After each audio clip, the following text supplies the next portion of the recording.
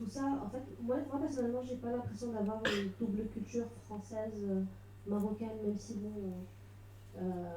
parce que j'ai grandi au Maroc et que je suis venue ici et j'ai rencontré que des Marocains et que des Arabes. Donc voilà, enfin ça va. Mais bon, mais quand même en fait, c'est que par contre, cette question aussi de se dire qu'on n'appartient ni à ici ni à là-bas, dans le sens où bah, quand je pars là-bas, on me parle en français. Une fois, j'étais dans le marché de ma ville où j'ai grandi pendant 18 ans, où ils ont commencé à. Enfin, j'étais avec une amie, on achetait des bijoux et là il y avait le mec qui dit toi qui parles anglais, parle-leur avant.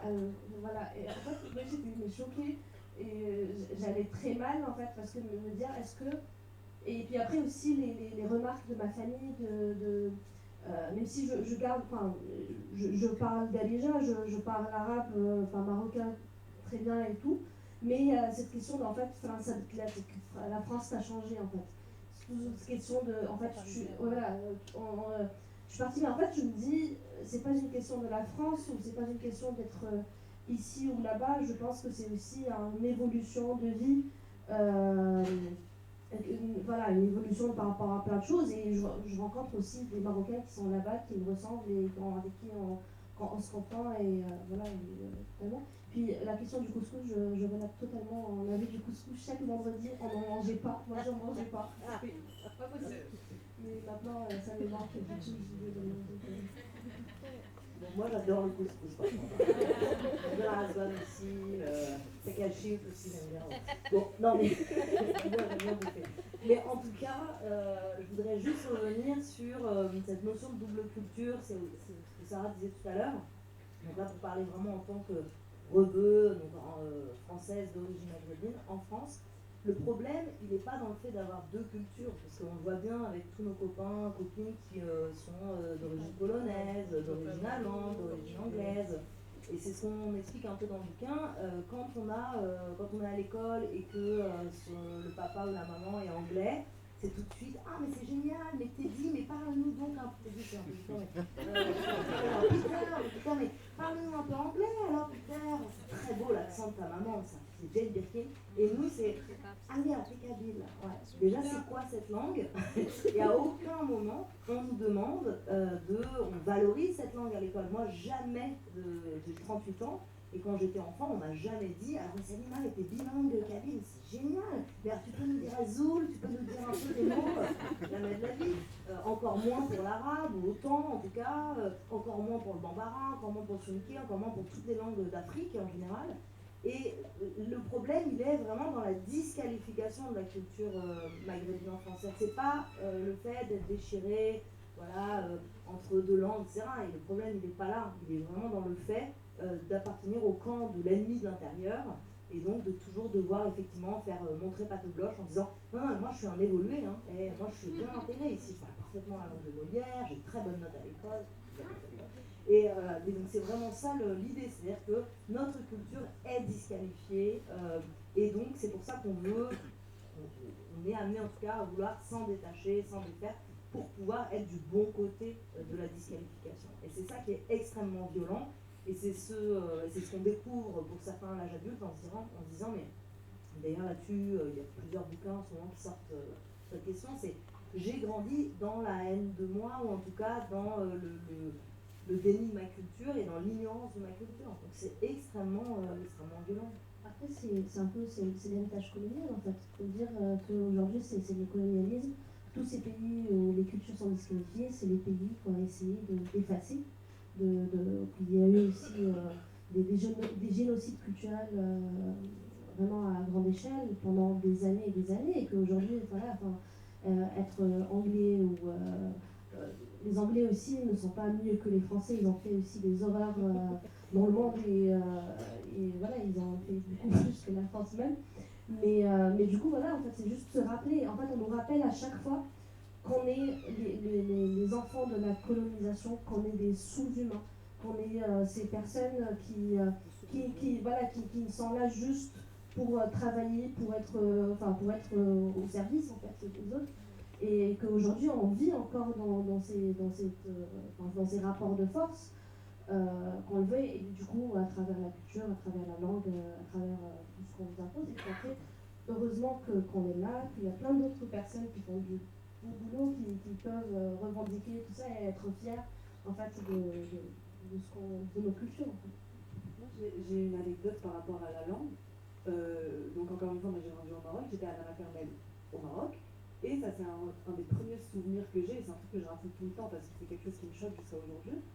On doit avoir allé 3-4 ans et on est dans la salle de classe et il y a la maîtresse qui embrouille un petit gars qui était à côté de moi et qui lui a dit en classe, on parle français et pas arabe. L'arabe, c'est à la maison avec les parents.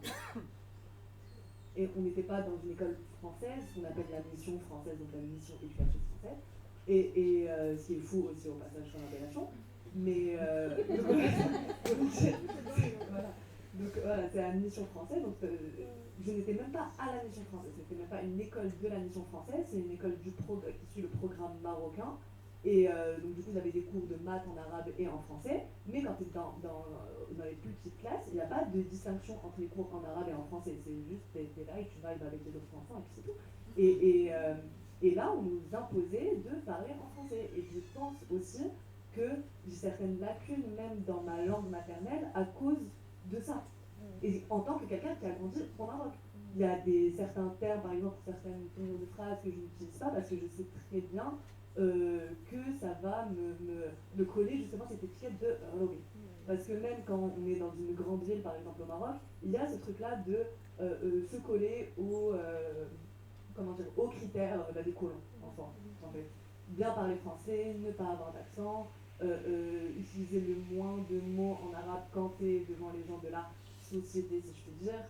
Au travail, dans les entreprises, les gens ne parlent pas en arabe, etc., etc. Donc ça, c'est des trucs qui perdurent jusqu'à aujourd'hui, et en soi, c'est pas... c'est désolant. En fait, je voulais juste rebondir là-dessus parce que je crois que c'est pas toutes les cultures arabes qui sont mal vues, en fait, en France. En fait, il y a deux arabités en fait qui sont en conflit, si j'ose dire. Ouais, d'un côté, il y a l'arabité qui est le Maghreb, qui est évidemment lié à la colonisation, qui est perçue de manière hyper caricaturale, parce que c'est des pays extrêmement riches, des langues extrêmement riches, il y a des intellectuels formidables, en particulier féministes. Je pense par exemple à la grande féministe Fatima Mernissi, parmi bien d'autres. Donc, ce Maghreb-là, il est perçu toujours comme un Maghreb du bled. Et il est systématiquement discriminé, disqualifié, stigmatisé, considéré comme étranger, mis à distance. Et effectivement, il y a cette idée que c'est la cinquième colonne, et on retrouve ça dans la thème de après l'Algérie française, c'est la France algérienne, quoi, qui est très très présent, comme vous le savez, dans le discours aujourd'hui. Et d'un autre côté, il y a toute une arabité qui est très valorisée, une arabité savante, qui vient en général du Moyen-Orient. Si c'est un pays à majorité chrétienne, ou qui était à majorité chrétienne, comme le Liban par exemple, c'est encore mieux, alors même que le Liban a une histoire coloniale avec la France. Mais cette histoire coloniale est complètement gommée, en fait. Elle a totalement disparu du langage public. Et cette arabité-là, elle est hyper valorisée, y compris d'ailleurs au passage dans la cuisine. On parlait tout à l'heure de la cuisine. On parle de gastronomie libanaise très souvent en France. Et il y a, y compris dans les élites françaises, une certaine arabophilie, mais qui correspond à mon avis, une arabité du lointain. Quelque chose qu'on pense d'ailleurs, et même quand c'est ici, c'est pas la même chose.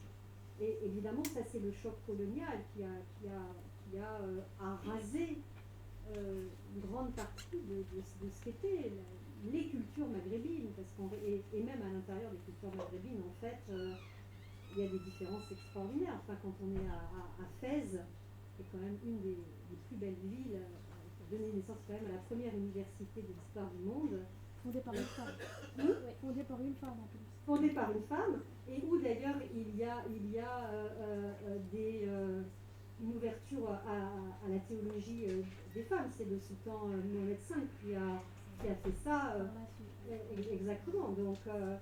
Donc, toute cette complexité, cette richesse extraordinaire, elle est totalement arasée par la catégorisation coloniale.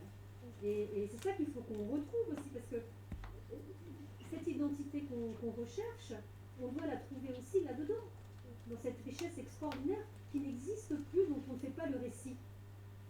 Et qui est une manière aussi de se réapproprier son histoire, et donc de mieux vivre partout où on se trouve. Et par ailleurs, chez moi, le couscous, c'était absolument fondamental, et pas n'importe lequel, le couscous de Casablanca, parce que chez nous, excusez-moi, mon père est né à Safi, ma grand-mère est née à Tanger, mes tantes sont nées à Casa, ça rigolait pas avec le couscous, je peux vous le dire. Et ma grand-mère, quand elle a épousé mon grand-père, ses sœurs lui ont dit, tu ne sais pas faire le couscous, tu ne peux pas être dans notre famille. Donc comme quoi, c'est quand même un truc important le couscous. Hein. Moi, j'ai envie de rebondir vraiment très vite sur cette question-là, parce que justement, ces pays arabes avaient toute une culture, toute la culture panarabiste, qui était aussi une culture coloniale. Il faut le rappeler, en fait, qu'on nous a imposé ça dans nos pays du Maghreb, dans les pays nord-africains, le Maroc, l'Algérie, la Tunisie.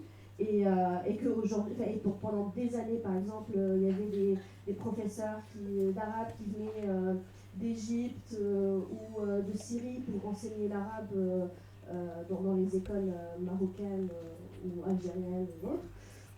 Et que du coup, en fait, justement, il faut vraiment poser là que le colonialisme n'est pas juste d'un seul trait, en fait.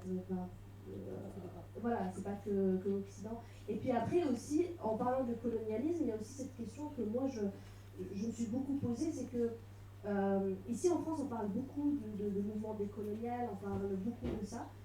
Au Maroc, avec les militants que je côtoie et avec qui je travaille, ça leur parle un peu moins, dans le sens où ils ont déjà des problèmes avec le système qui est mis en place. Et que pour eux, ce système est un système colonial avant que la France soit coloniale. Et puis finalement, moi, quand j'y réfléchis, c'est que la France, avant de partir, a mis en place son système à elle, qui aujourd'hui est nationaliste. Peut-être que c'est un discours que plein de gens peut-être ne seront pas d'accord avec moi, mais voilà, ce nationalisme mentant qu'on voit aujourd'hui n'est que le fruit du colonialisme français, n'est que le fruit du système français avant de partir. Ouais, pour réagir. Moi aussi j'aime le couscous. On va faire le tour avec le couscous. Et vous avez dit quelque chose de très important. Vous dites qu'il y a une espèce de dichotomie entre, en gros, les Arabes riches et de lointains, et les Arabes d'ici, qui sont d'ailleurs pas tous arabes. Et ça, on le ressent même au Maroc, puisque comme l'a dit Maïcha, on est un ancien protectorat, mais moi j'appelle ça une ancienne colonie. Et nous, en fait, ce qu'il faut savoir, c'est que dans notre pays, il y a véritablement une hiérarchisation, et tout ce qui est français est forcément meilleur que ce qui est marocain. Donc forcément, quand on a un peu d'argent, on va mettre ses enfants à la mission, donc système français, ce qui fait que moi j'ai grandi dans un lycée qui s'appelle le lycée Lyoté. On m'a appris qu'il fallait parler que français. Les cours d'arabe, c'était des cours de permanence, aucun respect pour les profs, c'était n'importe quoi. Surtout, je vois même au sein de mes anciens camarades qui aujourd'hui forment un peu cette bourgeoisie marocaine, il y a une sous-valorisation de la culture marocaine, et on va préférer écouter Charles Aznavour à Baïda Mon Amour, parce que voilà, c'est mieux. Donc il y a vraiment ce French way of life et French culture qui est très glamour et très valorisé au Maroc. Et quand je dis que oui, ça ne nous parle pas le décolonialisme, ça ne nous parle pas, mais il n'y a pas les mêmes enjeux qu'ici en fait. Parce que nous, déjà, on a une sacrée hriera au niveau des droits à régler d'abord. D'ailleurs, hérité du protectorat français pour la plupart. Et il y a aussi ce problème de la réappropriation de notre culture au Maroc. Et ça me déchire le cœur de voir qu'il y a certains maghrébins ou gens d'origine maghrébine en France qui après intériorisent cette hiérarchisation culturelle et qui nous appellent par exemple les blédards. Parce que pour nous au Maroc, c'est un peu péjoratif le terme bled, blédard. Qui après, c'est simple, vous tapez sur Twitter bled, et en fait, si ça suit un groupe de mots, c'est forcément péjoratif. Les masques du bled, les routes du bled, les voyages pas organisés du bled. Donc là, non, mais c'est tout le temps ça. Et moi, au début, ça me faisait rire, mais aujourd'hui, ça me fait mal parce que je me dis, en fait, on se déteste nous-mêmes au lieu de nous revaloriser et nous aimer. On se déteste. Donc, aimons-nous.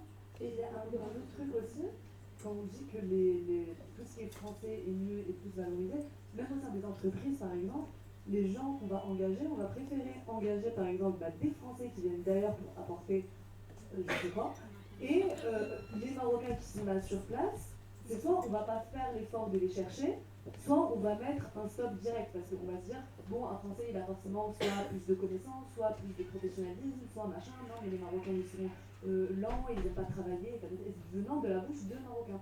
Donc c'est comme si on avait un peu, comme si on perpétuait justement ce schéma de hiérarchie qu'il y avait de base pendant le protectorat et la colonisation, et qu'on se dit, bon finalement ils avaient raison, hein, on va faire pareil. Alors que c'est pas comme ça qu'on élève un peuple, quoi. Moi, j'aimerais revenir rapidement juste par rapport à ce qu'on disait entre le rapport Maghreb-Proche-Orient. C'est vrai qu'en soi, on fait des classements, notamment au Maroc, où tout ce qui va être français ou occidental en général va être valorisé au détriment de la culture marocaine. Mais c'est vrai que même quand on va rentrer dans cette identité arabe, on va faire un classement et on va mettre en avant tout ce qui est proche-oriental, moyen-oriental, au détriment de tout ce qui est maghrébin. Dans le sens où, pareil, en cours d'arabe, même quand on suivait, en tout cas, ce qui se passait, c'est qu'assez souvent, les profs nous disaient, on parle pas d'Adija, on parle arabe Fosra. Donc, comme si d'Adija, en fait, pendant longtemps, on pensait que c'était même pas une langue et que c'était un dialecte et que voilà, ça se parlait, ça se lisait pas, ça s'écrivait pas. Et que si on voulait parler arabe, il fallait parler comme les Libanais, comme les Égyptiens, il fallait avoir un accent. Nous, c'est moche comment on parle arabe, alors que c'est une langue comme une autre. Et surtout, c'est un dialecte qui est très riche, vu qu'il y a énormément d'influence et qu'il y a une base justement amazigh. Donc c'est vrai qu'il y a cette valorisation-là. Et pareil, ça c'est quelque chose qui m'avait assez choqué. Et ce classement, en fait, on le ressent, je trouve, en France aussi aujourd'hui, dans le sens où assez souvent, par exemple, ça c'est quelque chose que pas mal de copines à moi m'ont raconté, des copines marocaines, assez souvent, en fait, quand elles rencontrent des personnes en France et qu'ils voient en fait qu'elles ont des caractéristiques arabes, mais qu'elles ne remplissent pas non plus tous les codes et tous les stéréotypes qu'il y a, par exemple sur les maghrébins spécialement, on leur dit ça se voit t'es arabe, mais pas totalement, tu dois être libanaise. En gros, t'es une arabe blanc, t'es une arabe qui a l'air un peu riche, un peu fancy, parce que tu peux pas être une arabe comme ça et maghrébine, c'est pas possible. Donc ça c'est quelque chose qui me dépasse, et surtout que, encore une fois, ce rapport on le sent autrement, et ça c'est quelque chose qu'on a travaillé récemment avec l'ENA, c'est que ce mépris pour les maghrébins, on le ressent aussi dans les pays du Proche-Orient, dans le sens où, par exemple, surtout pour les femmes marocaines, il y a tout un tas de lois qui discriminent directement les femmes marocaines. Donc en fait, cette discrimination Maghreb, Proche-Orient, on la ressent dans des pays d'Occident, donc par exemple notamment en France où l'arabe qui va être bien, c'est forcément une libanaise, ça ne peut pas être une marocaine, une algérienne ou une tunisienne. Au Maroc, on va te dire que si tu veux parler arabe, c'est pas Dalija, c'est Fosca. Et pareil, si tu vas dans un pays du Proche-Orient en tant que marocaine, tu vas être traité différemment. Donc en fait, oui, cette inégalité et ce classement de cette valorisation de la culture arabe, et où on valorise du coup la culture arabe mais plus proche-orientale au détriment de la culture maghrébine, en fait on la retrouve mais assez souvent, quoi. Et c'est quand même assez impressionnant. Moi quand je suis passée 8 mois au Liban, quand ils savaient que j'étais marocain, ils me disaient est-ce que tu es travailleur de sexe ou est-ce que tu fais de la sorcellerie? C'était les deux choses qu'ils savaient, qu'ils retenaient de moi en fait. Et du coup, moi je parle. Il voulait. C'est pas ce qu'il voulait. Mais du coup, j'aurais pu en faire un commerce.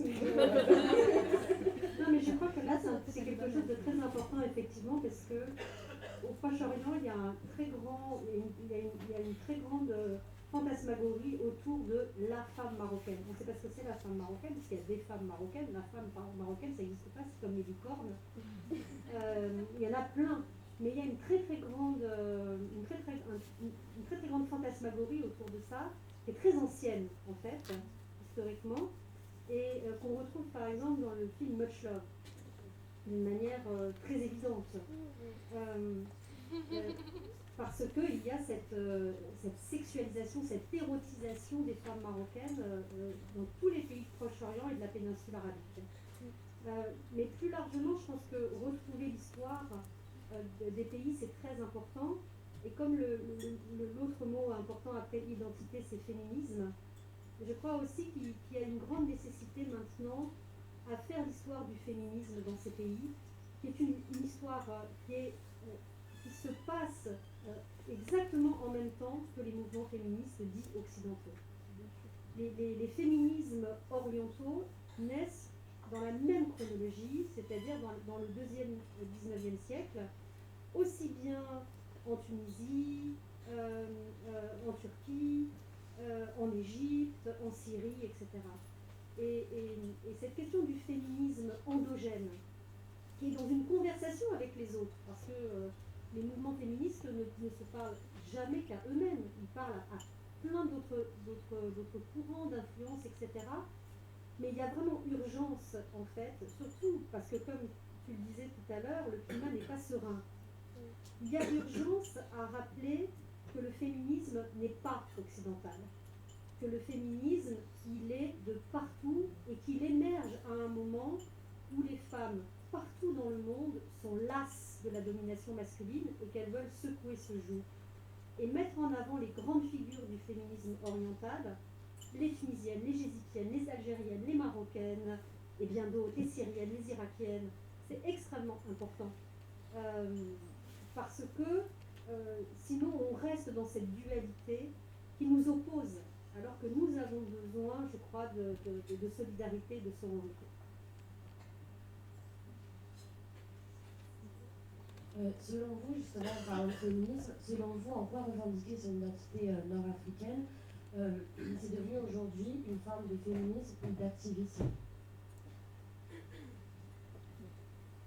Là, on y a déjà, je pense, répondu à travers toutes les questions que vous avez posées. Moi, je dirais qu'il n'y a rien qu'à voir la vraie fausse conférence qui a été organisée dans l'enceinte de la Sorbonne sur le wokisme et la peur de certains universitaires, journalistes et critiques, et qui a été largement soutenue par Blanquer, parce qu'il faut absolument rappeler que c'est en aucun cas une conférence scientifique qui a eu lieu, c'est des universitaires réactionnaires, des journalistes qui ont obtenu une salle de la part de Blanquer, le ministre de l'Éducation, qui en fait détient un contingent de salles à la Sorbonne. Et c'est en aucun cas un événement scientifique. En fait, c'est hyper important de préciser ça, parce que ça montre à quel point il y a une réaction, c'est-à-dire presque une contre-attaque de la part des réactionnaires, de la part justement des héritiers de la pensée coloniale, face à ces mouvements contestataires, donc ces nouveaux féminismes, ces mouvements qui veulent essayer de mettre en avant justement la question de la race, ou en tout cas du fait que les personnes sont racisées, de remettre en question ces catégories.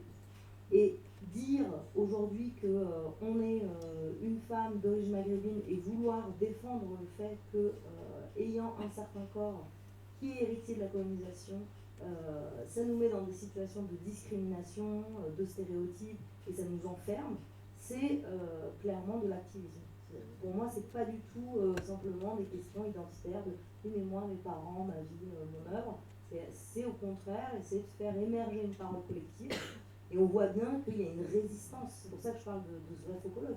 Il y a une envie de refuser, on le voit très bien en ce moment avec la préparation des présidentielles, il y a une envie de refuser l'existence dans le corps social français des enfants de l'immigration maghrébine. Il y a une volonté de nier le fait qu'on existe et qu'on est bien là. Oui, justement, cette résistance-là, elle vient du fait que on n'a pas besoin de personnes qui vont parler. On n'a pas besoin, en fait, les Maghrébins ou toutes les personnes racisées, pas que les Maghrébins, on en a besoin pour travailler et se taire, et que du coup, ça c'est toute l'histoire, aussi tout le mouvement des travailleurs ici en France et ce qui va avec. que du coup que ces gens-là ne sont pas venus ici pour parler, et qu'aujourd'hui quand on parle, quand on revendique certaines choses, quand on parle de certaines choses, on nous traite de woke et de personnes qui veulent foutre le bordel alors qu'il y a un système qui est tout beau, tout joli, qu'on n'a pas besoin de vous, alors que voilà, et c'est un peu, moi ça me fait penser un peu à la question aussi raciale et la question de l'esclavagisme aux États-Unis, comment quand l'esclavagisme a été aboli aux États-Unis, il y a eu beaucoup de lois qui ont mis beaucoup de Noirs en prison en fait. Et que ces lois-là a fait que finalement, en fait, on veut à chaque fois effacer ces gens-là, on veut à chaque fois les mettre en prison, on veut pas qu'ils existent dans la scène publique, on veut pas qu'ils existent dans la scène politique. Et ceux qu'on accepte dans ces milieux-là doivent avoir certains critères, doivent être un peu voilà, un peu ce que j'appelle les lèche-culs de l'Occident. Ils doivent être ces gens-là, et il y en a en fait. Il y en a en fait, ces gens-là, et je sais pas, c'est des traîtres de la cause, quoi, je sais pas. Non, mais plus sérieusement aussi, c'est que au fait de revendiquer nos identités, aussi le fait de s'identifier en tant que féministe. Après, moi, je préfère le mot transféminisme plutôt que féminisme tout court. Mais le fait de se revendiquer ça, aussi de chercher nos cultures, nos racines, parce que on est aussi une génération qui est très perdue, avec beaucoup d'informations qui viennent de partout. En fait, on est en train de on fait face à beaucoup de cultures, à beaucoup de choses, et c'est la génération Internet, et que du coup, on est perdu, on ne sait pas où est-ce qu'on va, d'où on vient. Parce que aussi, la génération d'avant, moi je parle par exemple de là où je viens, ma mère adore qu'il y ait de la modernité, et que du coup, on nous a un peu... on a grandi dans cette idée qu'il faut être moderne, qu'il faut être civilisé, et que du coup, on n'en a rien à faire de ces histoires. Voilà, il n'y a pas eu de transmission, et qu'aujourd'hui on est perdu et on doit chercher nos identités, et donc on cherche nos racines, et on les trouve, et on les trouve finalement. En fait, c'est qu'il y a des féministes de nos régions qui ont fait beaucoup de choses, et qui ont été là, qui ont écrit des choses aussi, et qu'aujourd'hui aussi, nous, en tant que féministes, on écrit, on essaie de créer des choses, et puis après il y a tout un mouvement qui se met en place. Par exemple au Maroc, à travers, il y a plein de collectifs aujourd'hui qui se mettent en place, comme par exemple, et notamment à travers aussi le mouvement LGBT, qui aussi fait un grand travail pour pouvoir revendiquer la langue. Donc il y a beaucoup de contenu en Darija aujourd'hui qu'on peut retrouver sur les réseaux, qu'on peut aussi retrouver en livres et autres. Et puis voilà, je pense que c'est des choses qui sont créées et construites par cette nouvelle génération-là. Sur la nécessité justement de mettre en lumière les figures féministes historiques de notre région, nos régions, en fait ça se fait déjà, mais c'est pas du tout visible, c'est pas visibilisé, et on ne veut pas visibiliser. Et moi, ce que j'ai remarqué, parce que je suis militante au Maroc, mais que je suis entre la France et le Maroc en ce moment, c'est qu'il y a une sorte de malaise quand on est marocaine et qu'on milite pour les droits des femmes, et qu'on est francophile, et que voilà. Parce que là-bas, il y a souvent des mouvements qui sont laïques, progressistes, donc laïques au Maroc, et parfois c'est difficile parce qu'on a une religion d'État et que c'est pas négociable. Qu'on a une monarchie, qu'on a une légitimité de la monarchie qui repose sur une religion. Donc vraiment, ce terrain est très très glissant. Et ici, on a peur en fait de parler de nos problématiques, de nos revendications, parce que comme ça cible des hommes racisés, des hommes arabes, des hommes nord-africains, forcément on va se sentir comme des traîtresses, et on se sent comme des traîtresses, et donc on est prise en otage, et on parle pas. Et quand on veut parler, on se fait insulter, on se fait menacer. On a essayé justement avec Gina de sensibiliser autour de la sexualisation, l'objectification des femmes marocaines maghrébine en France et on n'a jamais autant galéré qu'en France, alors qu'on vient du Maroc et que le Maroc, selon les clichés, c'est pas le pays le plus libertaire. Pourtant, j'ai moins de mal à aborder certaines problématiques là-bas que d'autres problématiques ici. Et je pense que c'est pour ça qu'il faut visibiliser plus les figures historiques, parce qu'il y en a. La Tunisie a, par exemple, autorisé l'IVG avant la France, ça, peu de gens le savent. Mais aussi pouvoir laisser parler et visibiliser les voix nord-africaines, parce que ça peut plus durer comme ça. Moi, je pense que juste le fait, je sais plus qui a dit ça, mais c'est pas une phrase de moi, donc c'est bien. Le simple fait, et c'est valable au-delà du féminisme, c'est pour toutes les minorités de genre, les minorités raciales, etc. Le simple fait d'exister, c'est du militantisme et de l'activisme, parce que, comme on a dit, on est obligé constamment de se justifier tout le temps, et du coup, t'es là à dire je suis comme ça parce que, etc. etc. Et s'il faut revenir sur le terme de beurette, justement, en arrivant en France, déjà on sort le ah, du coup t'es une blédarde, donc oui, je suis une blédarde, et on me dit ah, et c'est marrant, t'es pas une beurette. C'est-à-dire, on me dit ouais, non, mais tu te maquilles bien, t'es pas une beurette. Et on essaye de justifier ce truc-là. Donc je dis, ok, est-ce que beurette c'est quelque chose par rapport, ben, du coup, à la manière avec laquelle je me présente et que je me maquille, je m'habille, etc. Ou est-ce que c'est par rapport à mes origines? Faites un choix. Un peu, parce qu'au final, c'est moi qui suis perdue. L'étiquette est sur mon front, mais moi, je sais pas de quoi on parle. Donc c'est compliqué. Et là, on me dit, ouais, mais c'est marrant, ça bien, ça n'est pas du tout beurette. Et ça, c'est justement ça qui a fait tic dans ma tête en me disant, ben, tout est erroné, toutes les clés de lecture qu'on a, c'est des clés en carton en fait, et, auxquelles il n'y a pas de serrure. Tu vois. Et au final, on est juste là, devant plein de portes fermées, et je fais ok, ben, je fais quoi?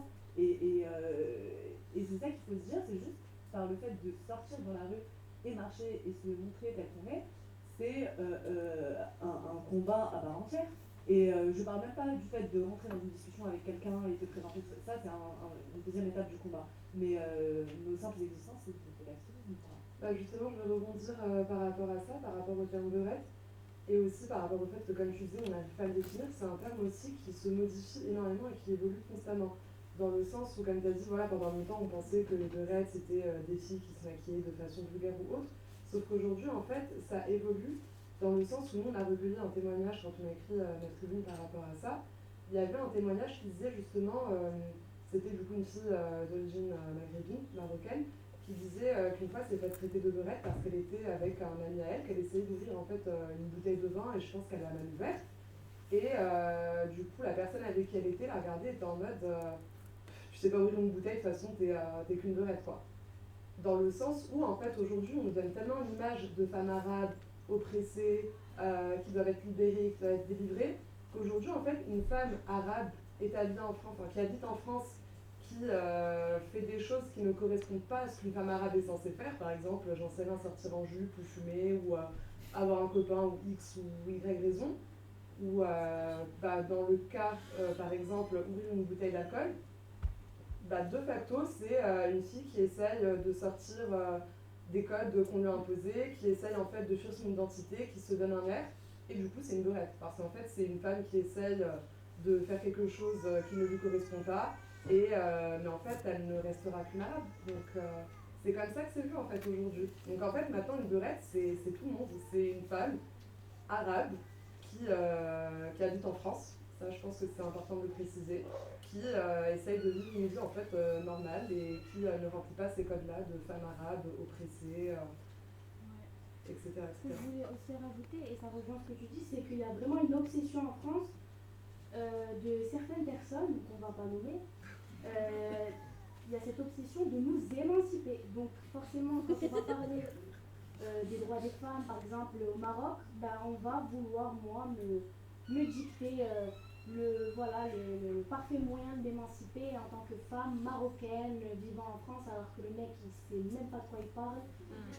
Et ça c'est vraiment problématique parce que du coup nos luttes nord-africaines elles sont instrumentalisées à droite et parfois elles sont invisibilisées à gauche. Problème. Justement, il y a dans notre imaginaire collectif, dans notre imaginaire colonial, il y a cette dichotomie sur ce que devait être la femme nord-africaine. On a le fantasme de la beurette, le fantasme de la femme soumise, la hlène aussi, Comment est-ce qu'on peut l'expliquer? Comment est-ce qu'on peut se détacher justement de ces clichés, de cet imaginaire-là? En forçant. En forçant. Comme vous parlez des apothèques d'ailleurs, là on est dans la surperformation de quelque chose. Et moi, à travers ce que je fais, j'expose du coup des œuvres qui sont au fond de la salle là. Et moi, j'ai commencé à faire du body painting. Donc là, on me dit, ouais, beurette, pot de peinture, je vais devenir un pot de peinture, je vais vous montrer c'est quoi un pot de peinture. Et les images qu'il y a au fond, du coup, c'est des tableaux qui existent que j'ai redessinés sur mon visage avec du make-up. Mais quand on me voit, on a l'impression que c'est une peinture en fait. On a vraiment l'impression que c'est une peinture, alors que non, c'est une photo et c'est moi qui me suis maquillée comme une peinture. Donc je vous fais croire des choses qui sont pas réelles, mais que vous pensez quand même être vraies. Et c'est ça le truc de juste aller complètement. Il y a deux choses. C'est soit on se détache complètement du coup de nos origines, de ces images-là qu'on a envie de fuir complètement et de trouver nos propres références et de s'écrire nous-mêmes nos identités, nos références.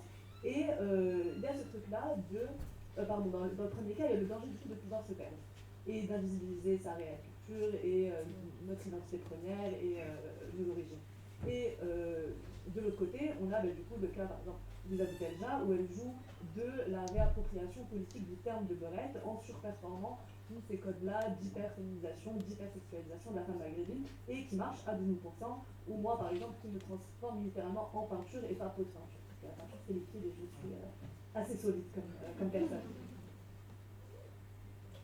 Ouais, peut-être que je peux juste rappeler, parce qu'on l'a pas dit, mais en fait c'est le corps de la femme d'origine maghrébine, il pose forcément problème. En fait c'est ça le truc à comprendre, c'est qu'on est piégé d'une certaine manière. Parce que si on est voilé, ça pose problème parce que ça veut dire que effectivement il faut nous émanciper, on est des ennemis de la République, on est des dangereuses terroristes. Alors pendant un temps on était à plaindre et maintenant on est plutôt des dangers, on est des menaces pour la République. Et si on est totalement libéré de notre corps, si on met des jupes, si on se maquille, si on a envie de mettre en avant nos fesses et nos seins, parce que les femmes ont des fesses et des seins, on est immédiatement taxé donc de filles faciles, où le terme de beurette justement va être associé à ça, la fille facile. Ça veut dire qu'on ne peut pas exister dans l'espace public en dehors de ces deux stéréotypes, et si on tente de le faire, alors c'est qu'effectivement en fait on joue un jeu, ce que tu disais, on essaye de faire semblant, on essaie de faire la française. Et moi je sais qu'avec mes sœurs, on a toujours eu droit à ce genre de commentaires elles en fait elles sont francisées.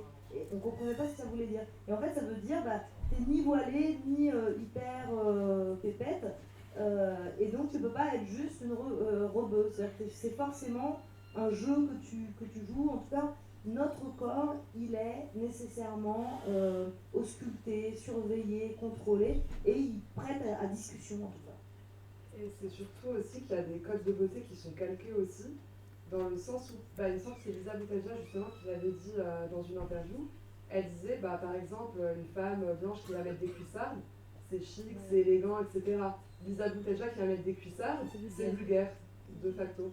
Donc oui, en fait, il y a aussi ça, il y a aussi les critères de beauté ne sont pas les mêmes en fonction du corps, en fonction de tout un tas de choses. Et par rapport aux critères de beauté, il ne faut pas oublier aussi la colonisation des critères de beauté, parce que même les gens qu'on trouve beaux ou belles actuellement ou même dans l'histoire, c'est des gens qui rentrent dans les codes de beauté occidentaux. Donc il y a tout ça aussi de repenser nos esthétiques à nous, de décoloniser nos esthétiques à nous et de revendiquer justement nos corps à nous, nos nez crochus, les lèvres plus grosses ou moins grosses. Moi par exemple, pulpeuse. Moi par exemple, j'ai une toute petite bouche, ça c'était un truc, c'était un complexe pour moi. On me disait oui, non mais les femmes maghrébines sont des femmes pulpeuses et toi t'es toute là, toute maigre, t'as la peau sur les os. Et je me suis dit, à quel moment je me rendais compte sur ce à quoi je ressemble en fait. Et il y a ça aussi qu'il faut régler comme sujet, c'est du coup la dichotomie entre nos corps et ce à quoi nos corps se font ensemble. Donc où est-ce qu'on trouve l'équilibre, telle est la question. Moi, sur la dichotomie, je pense qu'on peut en sortir, et c'est important, c'est peut-être même un peu naïf de dire ça, mais on en sort avec les représentations qu'on a de ces femmes et de ces hommes par ailleurs. Et ça passe, Salima en parlera d'ailleurs mieux que moi, mais ça passe aussi par le cinéma, ça passe par ce que vous faites, et je suis contente qu'on ait des artistes aussi pour parler de ça, ça passe par par toute cette culture populaire sur laquelle auquel on a tous accès. Quand on va au cinéma et qu'on voit dans des films des personnages dont on sait qu'ils ont des origines arabes, mais qui n'ont pas forcément des rôles qui sont liés à ces origines, bah, ça fait du bien. Ça nous permet aussi de sortir cette dichotomie dont qu'un personnage arabe soit l'adjoint d'un maire, soit directeur de cabinet d'un maire, ben oui c'est possible, sans qu'en fait cette personne soit là parce que son personnage est arabe. Et il y a pas mal de choses comme ça qui peuvent être faites, réalisées, et ça avance quand même un petit peu, j'ai l'impression. Et là-dessus, je suis complètement Sarah. Je vais vous raconter une anecdote d'ailleurs de mon compagnon qui est dans la salle, qui est scénariste réalisateur. Un jour, il dépose un projet à une commission de production de financement pour obtenir des sous. Et il y avait un de ces personnages qui avait un prénom rebeu. Je ne sais plus comment, je ne sais pas si JB était là, mais il s'appelait Nora ou je ne sais pas comment.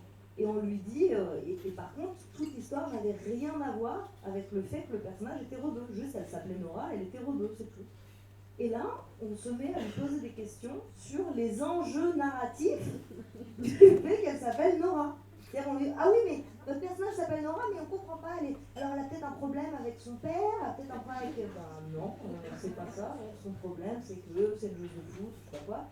Et on revenait systématiquement là-dessus, donc tout au long de la discussion, pour savoir si le fait qu'il ait choisi un personnage rebeu, ça voulait dire quelque chose de son inscription sociale, etc. Alors certains qui nous écoutent pourraient se dire, bah ouais, mais en même temps c'est vrai, quand t'es rebeu en France, la preuve, ce que vous dites depuis tout à l'heure, oui, mais si on veut commencer à modifier les représentations, on a envie d'un côté, effectivement, de voir des films qui traitent de ça, qui sont des films engagés sur cette question, on va dire, voilà, il y a sur le contrôle policier, on veut voir des anti-Bac Nord avec des rebeux qui subissent des répressions policières, oui, mais là c'est le sujet du film. Mais on veut aussi avoir des films où c'est pas le sujet, où il y a des rebeux, puisqu'en France, il y en a des rebeux, donc c'est vraiment ça l'idée. Alors effectivement, il y a des films qui commencent à... Dans plusieurs films, on voit apparaître, tout récemment, il y a Les Promesses avec Isabelle Huppert, là. Son chef de cabinet, le second rôle, il est interprété par Ella Cattel. Vous avez vu sortir le film qui s'appelle Arthur Rimbaud, mais là, ça reprend l'affaire Mehdi Méclate, donc le personnage était rebeu, pas que lui aussi l'est, mais qui propose quand même un personnage qui n'est pas du tout stéréotypé. Vous avez des séries, par exemple la série Arsène Lupin, je crois que ça s'appelle, avec Omar Sy. Il y a au moins 3 personnages qui sont rebeux et c'est pas du tout l'objet de la série, on s'en fout, c'est juste des flics qui le pourchassent et qui sont fans d'Arsène Lupin. Donc il commence à exister des personnages qui rentrent pas du tout dans tous les stéréotypes dont on parle depuis tout à l'heure, et c'est vrai que ça fait du bien. Et il y a même des acteurs et actrices rebeux qui interprètent des rôles de personnages qui n'ont pas des prénoms rebeux. Ça c'est révolutionnaire.